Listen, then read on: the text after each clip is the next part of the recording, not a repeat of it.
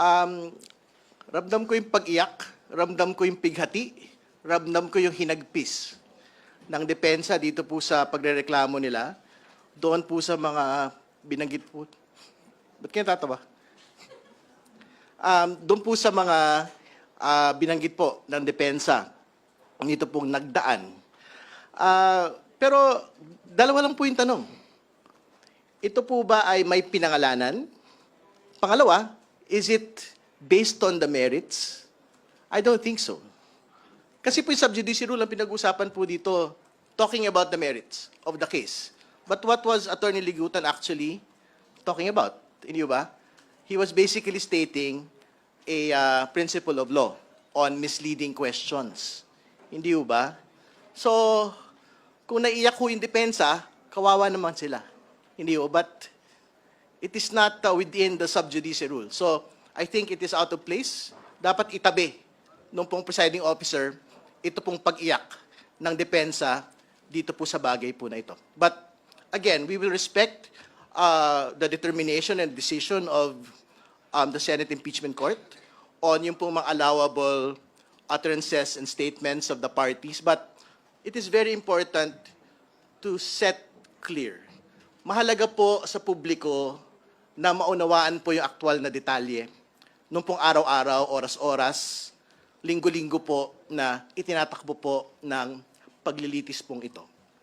Wala po sa loob ng paglilitis mismo yung nagbibigay po ng paglilinaw doon po sa bakit mahalaga sa tao yung pong paglilitis. Bakit mahalaga yung piraso ng ebidensya doon ho sa ordinaryong Pilipino.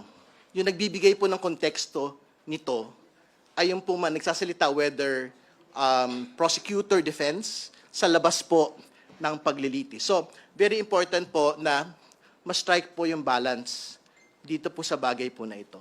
Kasi we do not want a trial that is divorced from the understanding of the public.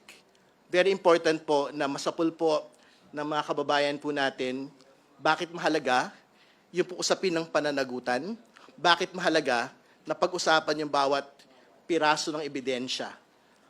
Technical naman ito, very document-based man ito, at parang mahirap man itong unawain at the level po of the trial. Kaya yun po yung talagang hihimukin po namin, yung pong Senate Impeachment Court sa susunod pong linggo na strike po yung pong balance sa bagay po na ito. Pangalawa, katulad ng binabanggit na rin po kanina, wala naman masyadong nadurog doon po sa testimonya po ni Ms. Del Campo. Very important po to make the point na una, hindi ho talaga pwedeng ibigay sa mga tao outside of yung pong OVP at DepEd, yung pong paggamit ng confidential funds. And to be clear, the moment that it was transferred to the VPSG, ang VPSG po ay hindi under the OVP, ito po ay hindi rin under the DepEd. The moment that there was a transfer of funds to Mr. Lachica, to Mr. Nolasco, doon po nagsimula yung pong batayan kung bakit kailangan po itong ma-disallow in audit. So yun po yung first point. Yung second point ay yung pong nexus, yung pong relasyon, nung sinasabi ho nila confidential activity to the confidential expense. Kasi, pwede ko natin tama sila. Meron silang ginagawa mga surveillance activities or confidential activities. Mali pa nga sila, sinasabi nila paulit-ulit, intelligence activities Pero hindi ho maipakita yung nexus doon sa, okay, ginamitan namin yan ng confidential funds. Kasi nga, hindi namin makita yung, una, yung totoong tao, pangalawa, yung actual na mga resibo. At pagpapaliwanag kung bakit ho merong koneksyon yung aktibidad at po yung paggastos ng pera.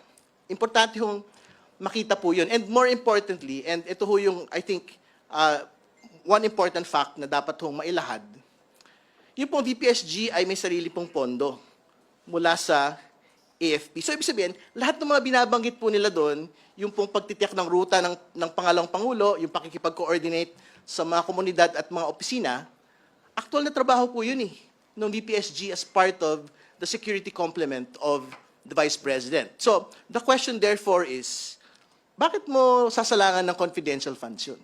Hindi ba? Kaya nga, very precise po yung COA. Meron pong usapin ng pagbibigay ng pera to purchase information, meron pong usapin ng pagbibigay ng pera for the giving of a reward. Wala tayong debate, sabi po ng COA, doon sa purchase of information. Pero meron pong debate doon sa giving of reward.